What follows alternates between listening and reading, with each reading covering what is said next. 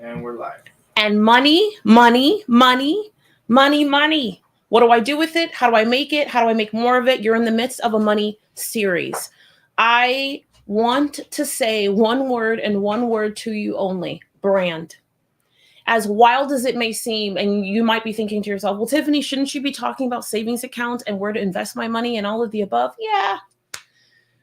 But as I was getting ready for day 2 of this series, I said to myself, you know what? What is so true that most people think that it is their ability to do the next creative thing that is going to get them to the win. And the truth of the matter is that it has nothing to do with the next creative thing.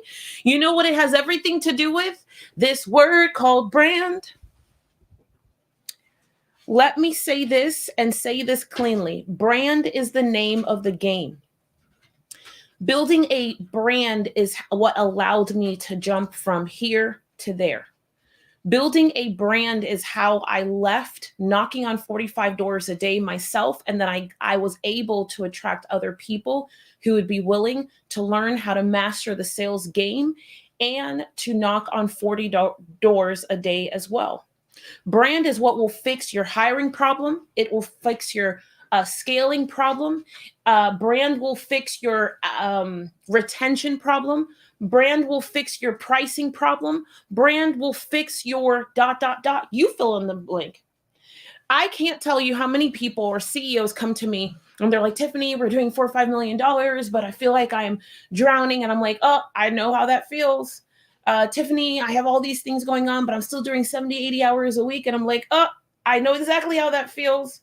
And as tempting as it is for me to say, let's go build all the systems, all of the systems are the problem, are the answer, are the solution. No, not at all. If I had to bet on one thing that has changed the game for me, and I'm going to say this word financially, but I want to be transparent. Financially is not just in dollars for me right now. Financially also has to do with my health, has to do with my mental sanity, has to do with me doing this and lifting all by myself. You really want to build something bigger than yourself, or you want to build more, you want to build faster, you want to fix whatever it is. The name, let me put this where I want to make sure you can see it, because I don't want you to be like, Tiffany, you didn't tell me. Yes, I did tell you. It is brand. Every CEO has two things. So I know this is a whole word and me fixing, changing, challenging what's happening in front of you with money. There are two brands that every single CEO needs to be aware of, okay? The first brand is the company's brand. The company's brand. The company's brand. I'm looking for a box, yes. So the company's brand. Now, here, the company has an identity, and in this identity, it says, this is who we are to the market. We think that that's a logo. We think that that's some visual items, but it's not. It is so much more than that. I built a 7-figure business. Thank you so much. I built a 7-figure business in a state where I was not even entertained. A Black woman was definitely not the coolest kid on the block. A Black woman was definitely not the most interesting. She was not the most palatable. Can I even say that word? Let me sit down as I say that word, because y'all even ready for that? A Black woman is not palatable. Well, you know what? She might taste good, but actually, she might taste really good. You ever had chocolate? Let me just go. I'm sorry. You guys are not even ready for this. We on Tuesday. We're just on Tuesday. It's not even night school. So the reality is that I went to this state. I'm from Florida. I head to North Carolina, and I said to myself, holy smokes, what am I going to do? All of these people are trying to run me from this state. Instead of me focusing on just building systems and processes, I actually went to try to build a brand. Now, transparently, I built an amateur version of what I run today. I knew that having a visual identity was really important to myself and to the customers and clients, but that's not what I needed first. In order to save more money, in order to make more money, I needed to duplicate myself. You cannot duplicate yourself effectively without saying to a person out there in the world somewhere. I don't care if this is a VA. I don't care if this is a full-time contractor across the country. I don't care if it's an employee walking in your door every day, or maybe it's not. Maybe it's a family. I know this sounds wild, but some of you are running huge businesses and it's a family member that comes to save the day. I cannot tell you how many family members have come to save the day. And let me just put this PSA for the person who's like, oh, I don't work with family. You're nuts. I can't even begin to think about what my life would be like without building with family. That's a different conversation. My ability to build something that allows me to build trust out in the market is what has allowed me to sell in multiple layers, to have a physical brick and mortar space that we can breathe in and out from. And without brand, there's nothing for them to stand on. There's nothing for them to trust. There's nowhere for them to go. Let me just stay there just for a moment. Brand allows you to create a paved way for you to go somewhere and for other people to come to you. Now, today, one of the companies that I own or run is a brand that is known in the market as DTDT, right? And just in case we decide to run paid traffic to this, I have to leave the name. I can't say the name, but you can see what's here. Now, this is one of the most exciting brands that I've ever been able to build. And don't get me wrong, it wasn't easy. Because what brand does is it says to the market, this is who we are. This is our promise. Now, for me, that started with me asking myself, well, what are we here to do? In order to sell higher ticket, in order to make more money easier, in order to attract the right type of employees and vendors, et cetera, you have to have a brand promise that's actually real, that we can go and eat and go, holy, that was delicious. Our brand promise is pretty simple. It says that we are here. We solely exist to tap into the world's untapped potential. We exist to tap into the world's untapped potential.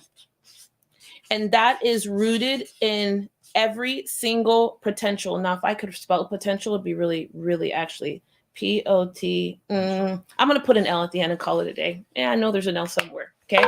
So the world's untapped potential.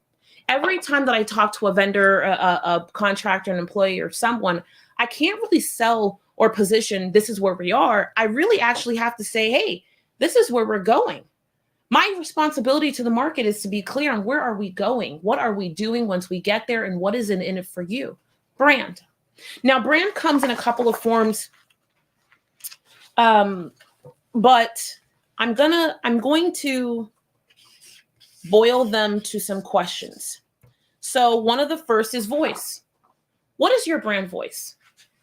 What does it sound like? Does your brand voice sound like 50 Cent? 50 Cent? I have to say that for the people who may not be able to handle the hood version of me saying it. But there's a voice there. Does your voice sound like Michael Jackson? Does your voice sound like Oprah?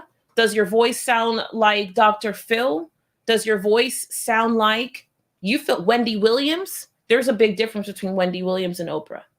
Your voice has to be clear. It has to be distinguished. And I want you to give it a word. I want you to give it an adjective.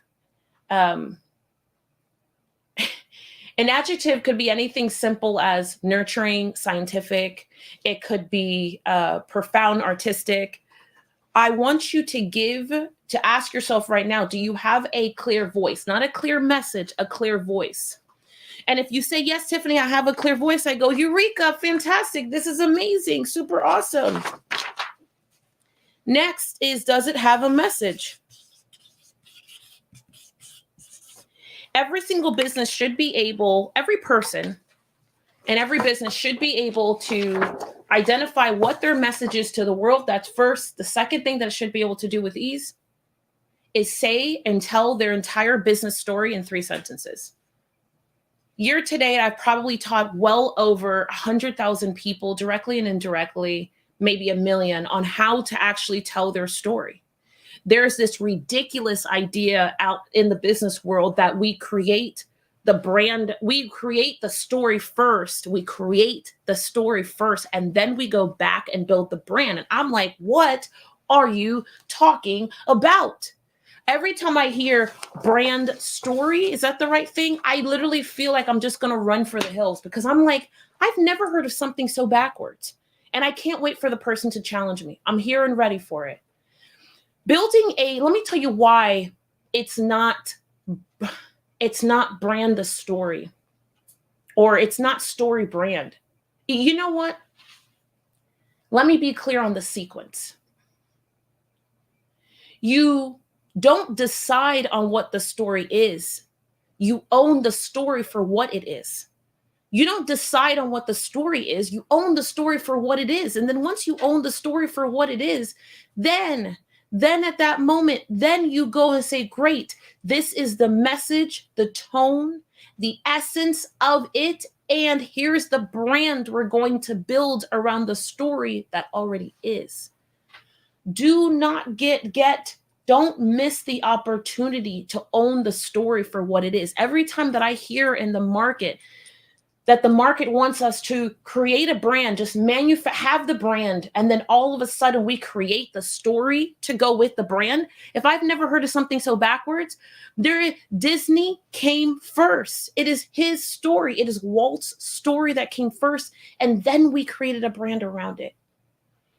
It is Steve Jobs that comes first in his vision and view with the world, and then we created a brand around that. Don't get it backwards. I have built not only so many businesses, but I've hired tons of people.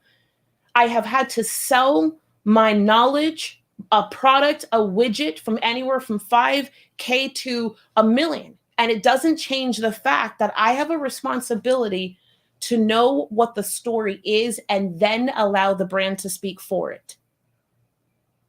You do it the other way around, and what you do is you present a half-truth into the world that is incomplete. That means you're creating a curated version of what the story is, and then you present that to the market. And I'm not saying Fortune 500 companies and Fortune 1000 and so on and so forth. I'm not saying that there's not a place for a piece of that. But if we can just get back to business 101, and I don't care if you're Apple, it's irrelevant to me if you're the pizza shop down the street. People are buying from people, and no one's going to make me feel different. Humans are buying from humans, and at the other end of every transaction is some form of human emotion. The human emotion, we pay attention to that more, and we pick up all the things, opportunities, leads, and dollars as we go. Because that human emotion is the decision, the person or the thing or the variable in the equation that says, I'm going to buy. I'm going to buy this product. I'm going to take this product. I'm going to go to this next level. And if you really want to change whatever is happening in front of you in business, and CEOs, listen to me and listen to me clearly. It is not the next hire. It is not painting your walls. It is not going and getting a new logo. It is not investing in the next Lean Six Sigma person to come and show us how to do it better. It is the company's ability to stand on a story, translate that to a brand that everybody in your environment can communicate equally. There is not anybody who is attached to this brand who could not stand as strong as I do on any platform and walk you through what the story is and how the brand came to be. But I don't mean regurgitated from what's happening here. I'm talking about what's happening here. Brand.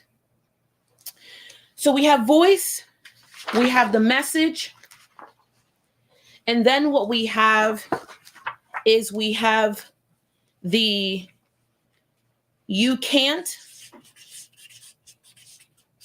deny me offer. For me, it's the confidence offer. One of the things that I respect the most about Apple is that, and I say this just as much as I say, one of the things I respect most about, let's say, Bentley. You know, I personally don't want to drive a Bentley. However, I do respect that no matter what season it has been, they have never put out a coupon. It's true. Pandemic, no pandemic, like 2008 or not. It doesn't matter where the world is. Bentley is never putting out a coupon, nor are they putting on a commercial. You can buy one, get one free, or an extra 400,000 miles. Now, am I saying that they don't make deals behind closed doors? No, I'm not saying that, but I am going to tell you that they are not marketing to the average person trying to get them in based on the incentive that they can do around price. They have a very clear offer and a feeling that they're going to give to the person who makes a decision to buy. You can't deny me offer. Your pricing is a great reflection of the brand that you represent. Trying to move the needle and not leaving money on the table, it's like, man, if we're all going to come to work for the next 12 months, or we're all going to come to work for the next 6 months, or we're all going to do whatever it is here, and we're going to be selling things, why not sell to the highest of your company's ability versus just selling a product? I'd rather spend the next 30 days swinging all the bats that I possibly can, pushing the limits of what I believe myself or my team or the people who I trust to represent the brand that I'm involved in. I'd rather push the limits and see what we can do versus settling what I feel like we can get. Getting to the next dollar and changing the revenue in front of us and not leaving money on the table has everything to do with us selling what the product is worth versus selling what we think we can get for it. But Tiffany, what if we price ourselves out? Will you price yourself out? Go ahead right now to Google. Go ahead right now to your browser and type in most expensive car. The other day I was doing an exercise with some of the people who flew into the DTDT studio in Phoenix, Arizona. And I was there and we got into a real mild discussion. And out of the gate, it was like, well, wait a second. Let's be clear on some facts right now. There are cars that are millions of dollars. Though you and I may have access to all types of vehicles that will allow us for under $200,000, almost make us feel like we're flying to the moon. But then there are cars today under $50,000 that are running magic out there in these streets. Under $50,000, I get power windows. I get leather seats, sunroof. It doesn't change the fact that in the market, there are people who are still selling products for millions of dollars. Instead of trying to spend the next 6 months and you want to make more money, or you want your company to be more profitable, so you're like, we're going to sell more products and widgets. What if you just sold less products and widgets and you sold your products and widgets at a premium? And if you don't know what I'm talking about, then ask. If you're like, Tiffany, I don't even know where to start thinking about that, then ask. If you're a company and you're like, well, sweet Jesus, what are you talking about? Then ask. Man, if you're in the state of Arizona, New Mexico, California, I don't know if I'm interested in going to Utah. This is a little different over there. But if you're one of the 3 states that I just said, and you're like, I don't know how to, like, I don't even know what you're talking about, then ask. Like, it can't hurt to just ask. And who do you ask? Us. Brand is the non-negotiable piece. And it's the last thing that I brought to the table. I remember I had already crossed 7 figures. I had about 9 or 10 employees. And there was this not quite brand agency, but they were like it in North Carolina. And they kept telling me, you need to run your brand. I was like, oh, I don't know. How much is it? And I started thinking, oh, we don't need that. We need a systems. I need an operations manager, all these things. I probably took me another 2 years to get to the table. I went with a company that wasn't in North Carolina and I approached them and I was like, I know we have logos and stuff and they're beautiful, but I really know that we need a brand. We need a visual identity. They wrapped that thing up so fast. It was so good to work with them. It was a husband and wife team and they were the nicest people. And the truth is that I need to find them today because I owe them. They taught me this about brand. I went on, I slapped a brand together. I say I slapped a brand together because I did not take the time to go as far as I could have in the emotional integrity of what could be. But it allowed me to not just get to a mill. We then got to multiples. Then it allowed me to go and buy other companies. I went and acquired 3 other companies after I sat down and I built a brand. Now, what gave the confidence for the other company to go and sell to me or to even entertain this negotiated table? Because it wasn't surely the fact that I was a woman. It surely wasn't the fact that I was a Black woman because these were 2 white guys. What?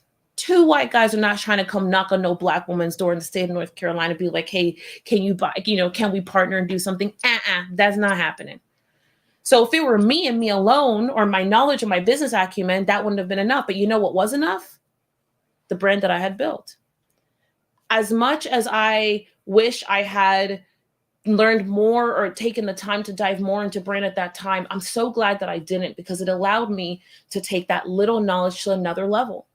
Today, I am in front of a worldwide movement called DTDT Nation. And it is definitely not, it is like my living, walking proof of what brand can do in a market where no one knows you. You are brand new. You don't have the market share. You feel and look like the underdog. You don't have an office as big as the other people. You don't have a team as big as the other people, and all the other things that we feel like that are in our way from getting there. Brand, me sitting down after the first 2 years of us being open and making some money, I sat down and I can't take credit for myself. My best friend, her name is Candace, and what she did for me is invaluable. I told her, I was like, we got this thing. I got this thing, and I know that there's more for me to go and build. And she said to me, she was like, I was like, how did you build these brands? Because she had built 2 multiple 7-figure businesses, multi-million-dollar brands, and she sold them off to big companies. And I said to her, what is brand? I asked the right question. Me asking the question of what is brand was probably the thing that allowed me to go, oh. So instead of focusing on more team members and more programs and products and officers and even offices, I actually turned my attention for 1.5 years and I focused on brand. It is what gave me not just the confidence, but the right to go and approach bigger projects, bigger things, bigger conversations. Today, now I have built dozens of brands for other companies and infiltrated other industries, from the construction industry to the religious industry, the medical industry. What other brands have I built that I really, really love that make my heart pitter patter? There's quite a few in the medical industry. That's interesting. Accounting industry. I say to myself, for financial industry, I say to myself that brand is everything.